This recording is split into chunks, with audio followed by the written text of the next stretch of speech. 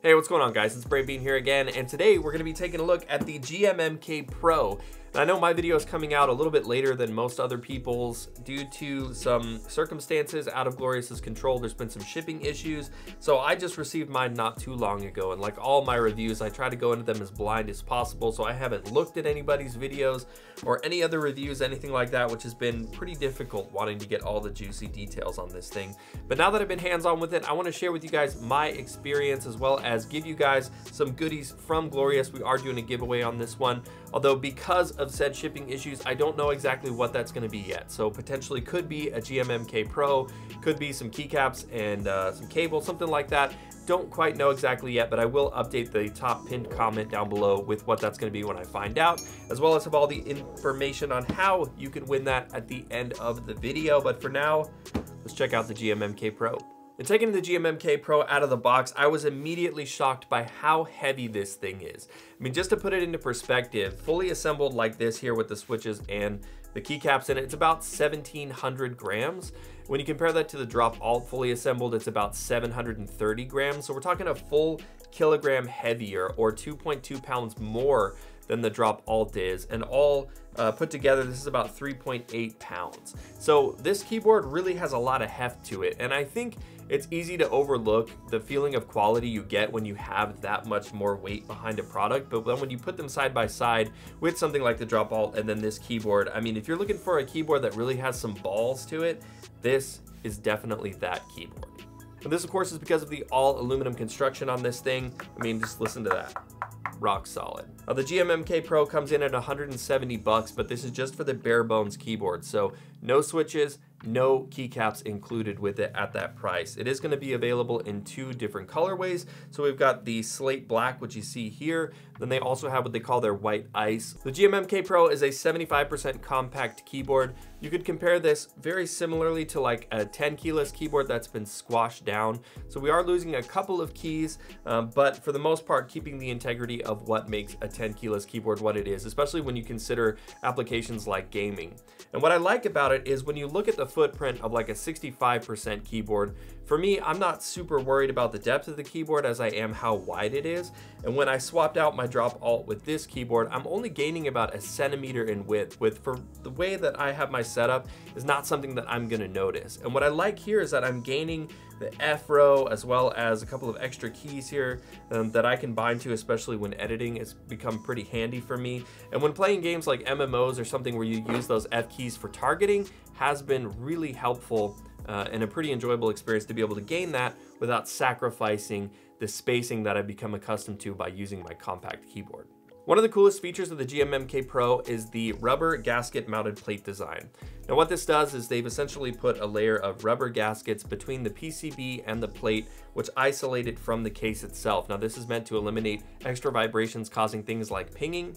And when you pair that with the already super solid aluminum case, this is basically providing a typing experience that is nothing like any other I've experienced with a production keyboard to date. Typically, this feature is something that's been reserved for the more enthusiast level community. I've never seen it in a production keyboard yet, and I think it's really gonna open a lot of people's eyes out there that haven't really ventured into that world and get to try this firsthand and really see what you've been missing out on.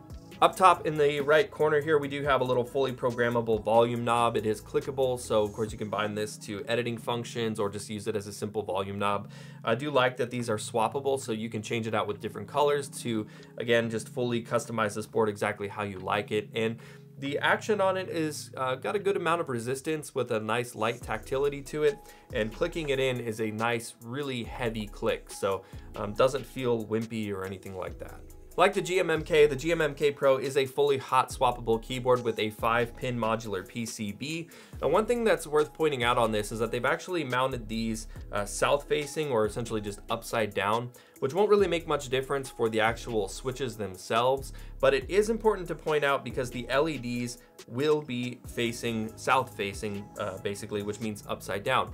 What this means to you is that the overall underglow effect of the keyboard isn't really going to change. If anything, actually, I think it's a little bit better because having those LEDs on the bottom for the user itself in terms of underglow, you will see that coming under the keys a little bit more.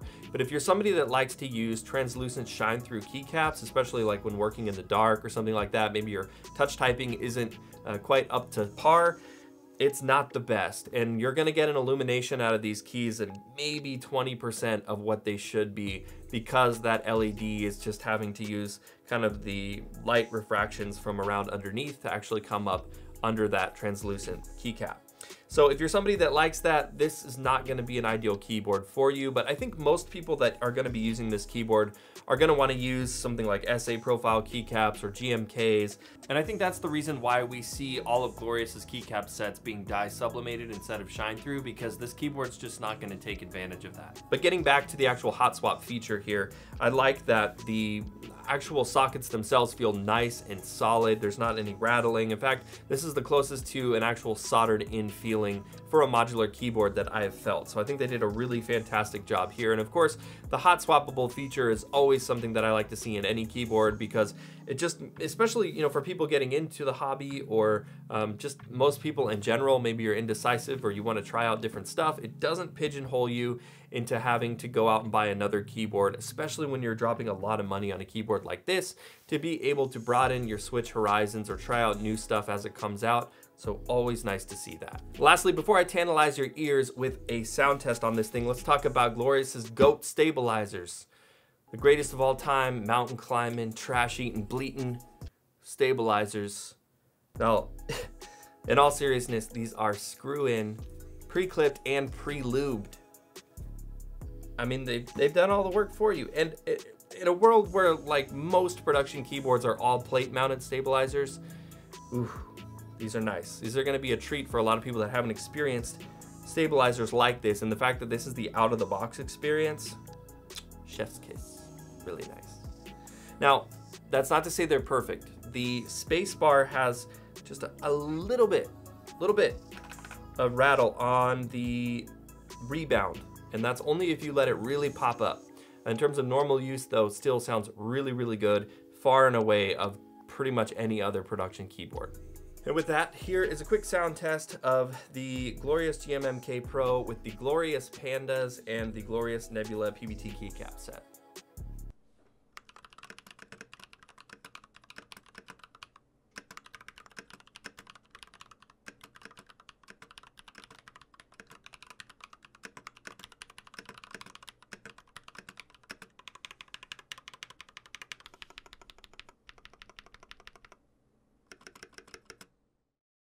Unfortunately, my experience with this keyboard wasn't flawless. There are a couple of little issues that we should talk about, mainly in the customization department. Now, like most compact keyboards like this, you can do just about everything directly on the keyboard without having to use software, which is how I personally like to keep things most of the time.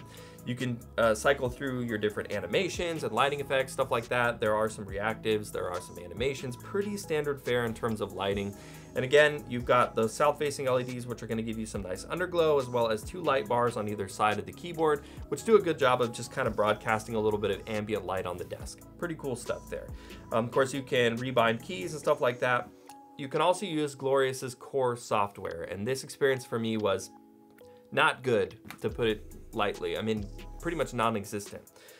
What I ran into with it is that I was able to go through and rebind keys just fine. It does have a nice visual interface to it, and it does allow you to create multi-layered lighting effects, which are all fairly user-friendly, and there's a lot more options when you're in the software for tweaking stuff like that. Unfortunately, when I went to actually put it on the keyboard and save it and have it flash over to the keyboard, it just turned all the lights off and didn't do anything anymore. And I had to factory reset the keyboard every time I wanted to get it back to at least how I had it set up with just doing it on the keyboard.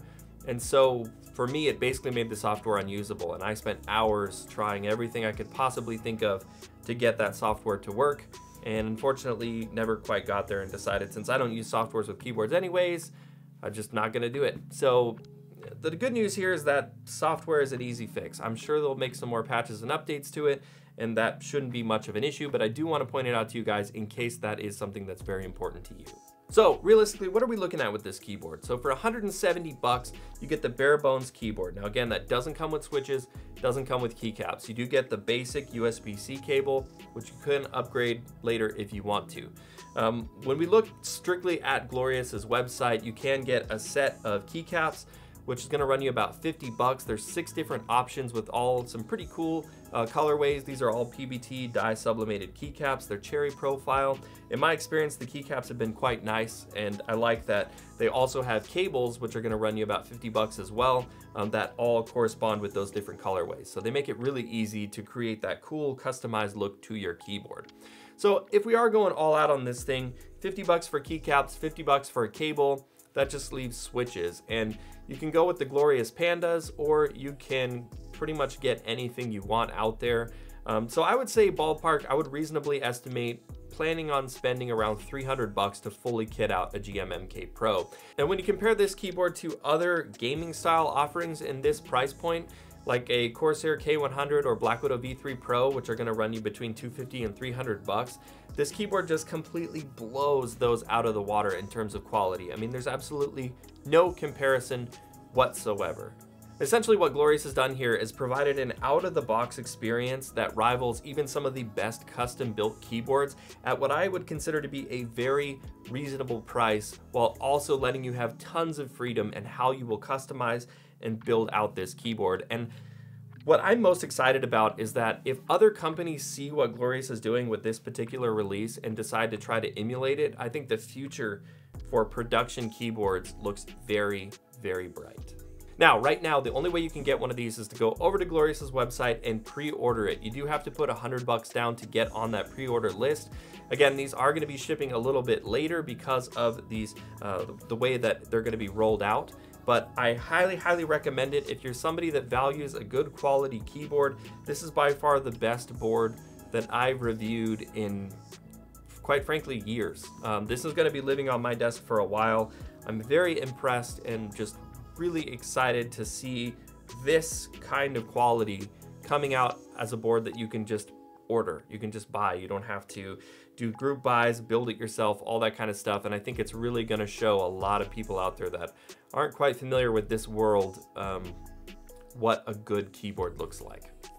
Well, that's it for the review, guys. Like I said, I am working on a giveaway with Glorious right now. I don't know if it's gonna be for the full GMMK Pro, some keycaps, some cables, but I'll have that updated in the comment section for you a little bit later. All you have to do to be eligible to win that is, of course, make sure you're subscribed to this channel, and let me know in those comments down below, why should I pick you?